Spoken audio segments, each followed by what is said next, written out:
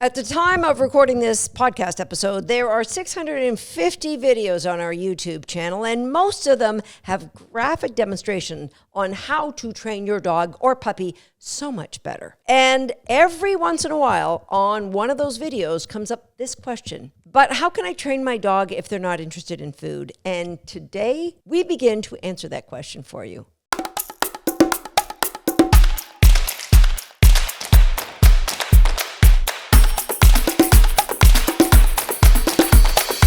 Hi, I'm Susan Garrett. Welcome to Shaped by Dog. I say we begin to answer the question because it's going to take more than one podcast episode to answer that question.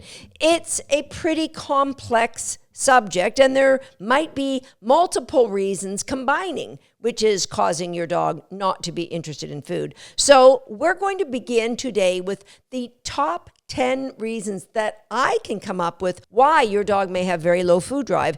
And if you correct the ones that you go, oh, that could be my dog, that alone is going to make a massive impact on your dog's drive for food, aka your ability to train your dog, because training in the way that we promote is about a transfer of value. What the dog loves and wants gets put into the behavior we're trying to train the dog to do. But if you don't have anything your dog loves or wants, then training gets really problematic. So let's solve that problem, okay? We're going to start with what I see is, well, let's do this in reverse order. The number 10 reason could be your puppy is a singleton. Now, I know that is a rarity, but by saying your puppy is a singleton, it means it didn't have any litter mates. Therefore, it didn't have to fight for food. Therefore, it got anything it wanted when it wanted. And so there was no anxiety associated with mealtime, which meant that puppy could eat until they were full. And so there was no reason to be anxious about food. And so a lot of singleton puppies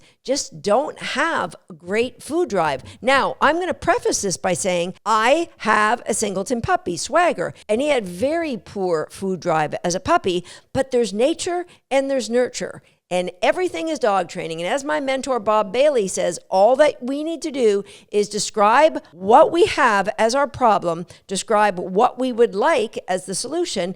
And the middle, the gap between what we have and what we want, is the dog training we have to do. Nature, nurture. So if you have a singleton, don't just throw up your arms and go, oh, Susan Garrett says my dog doesn't have food drive because he's a singleton, so that's the way it is. No. We can change it. Okay, number 9 reason why your dog might not be as keen for food as you'd like is that dog may have anxiety or fear. Now, think of yourself when you're terrified of something. It's highly unlikely that you want to eat at that moment. Now, when the anxiety comes down a little bit, you might reach for chocolate, but when you truly are afraid, you're not going to want to eat anything.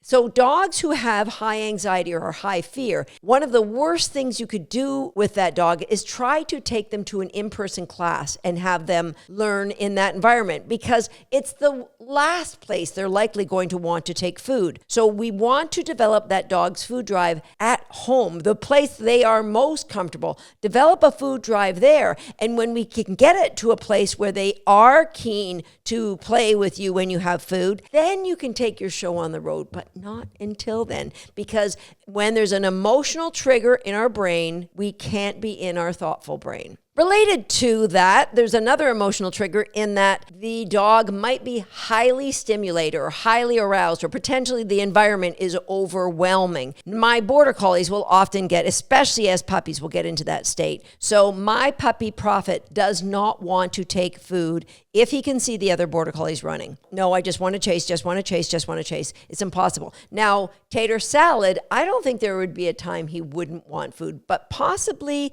if he saw a rabbit and I was offering him a boring treat, he might say, no, I am not interested in that treat. If it was a super high value, he is so food driven, he might. But with my border collies, when they are doing work like agility or something they love, almost every single one of them will go through a period as an adolescent where they say, nope, can't take food, just want to do agility. Nature, nurture, they're overstimulated, they're overwhelmed. We just need to get them into a place where they will take that food, which means you get them out of that environment. So if you're in the midst of agility all around you and they can't take food there, get them off the field, put them in your car. Can you take a cookie now? Yes, I can. Now let's go back to play. You can overcome those dogs that are highly aroused, that are overwhelmed by excitement. And you can get them so that when they are in that place, they will take food. And we need to get them there because if you go back to podcast episode 191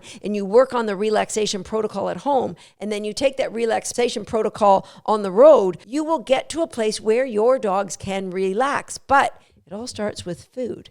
Reason number 7, you may have a dog like my dog, this, who I described in podcast episodes number 203 and 204. And Thissy had a GI problem, and it wasn't obvious to me. She didn't vomit. She didn't have diarrhea. She just was getting too much protein for her body to handle, and it caused a problem with her brain functioning. So it could just be as simple as that. Thissy now loves food treats, but early on, she was okay with high-value treats, but any kind of environmental stimulus could turn her off and she wouldn't eat food. So it could be a physical problem that your dog has. So I say GI, but it could be pain anywhere in that dog's body, pain or discomfort anywhere in their body. Heck, I know of one of my students who their dog had some boils in their mouth because of a food allergy and they weren't keen on food. Another one of my students, their dog had a horrible overbite. And so what they didn't know is the bottom teeth were hitting the inside of the roof of the mouth, and they had all these pus-filled, sorry for the graphic description, sores in their mouth. No, they weren't keen on food. They weren't keen on anything. They were in pain. They were feeling uncomfortable. So something physically wrong with the dog, that could be a big reason why they're refusing food. Reason number 6, food hygiene. Yay, this is a biggie. You may actually be contributing to your dog not feeding well if the food hygiene isn't where it should be. Meaning, are you buying one of those monster bags of kibble to save money? Do you know that that kibble goes rancid super, super fast? And so you might be feeding your dog rancid food. Buy the smallest bag that your dog will go through in the next couple of weeks. And then just buy another one. Or buy a big bag if you want to, but freeze it. Or better yet, move to raw. Also in line with the hygiene is, are you making sure your dog's bowls get thoroughly cleaned after every meal? So we wash our dog's bowls with hot, steamy, soapy water, and every night all the bowls go in the dishwasher. So that could be contributing to your dog not feeling their best. Reason number 5, too little activity. So few dogs get regular exercise every single day.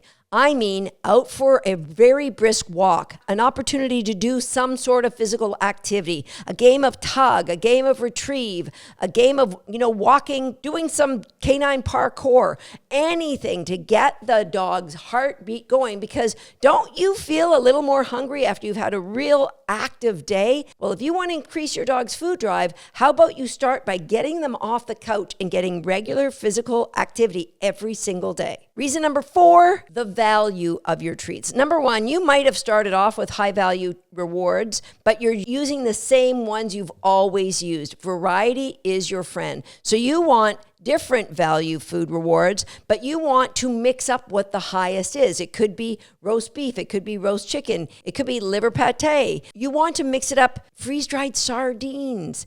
Find out what your dog goes gaga for and then mix that up so they only get it once in a while. Don't go, oh, this is what he loves best, and then give it to him until he's like, oh, I don't really like it anymore. I don't think that could happen with me with chocolate, but I wouldn't mind having a try.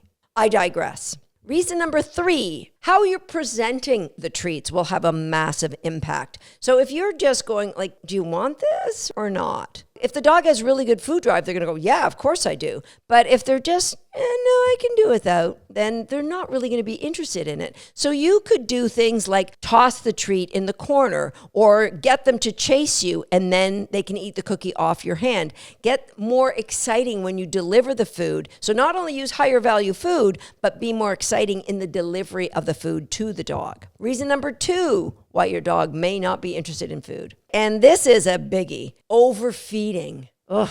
It could be your dog's overfed because you free choice feed, meaning you put a bowl of food down there and you leave it there. Maybe you top it up every day or you change it out every couple of days, but there's always food for the dog in the bowl. And so they're like, yeah, it's there. I want it. I'll take it. If you feed your dog 1 or 2 meals a day, our dogs get 1 meal a day, where you put down the bowl and then you pick it up after 5 minutes. Now, if they're still eating, don't pull it away from them. But as soon as they walk away, it's done. Yeah, party's over. We'll come back here when the restaurant's open again. Don't leave the food down, because trust me, it's not going to encourage your dog to have more food drive. It's going to go in the opposite direction. Second cousin to that is too many treats between meals. Now, it might not be just you. It might be like family members. Do you realize that the average sedentary dog only needs 20 calories per pound of body weight? So if you have a little 5-pound lap dog, they need like 100 calories a day.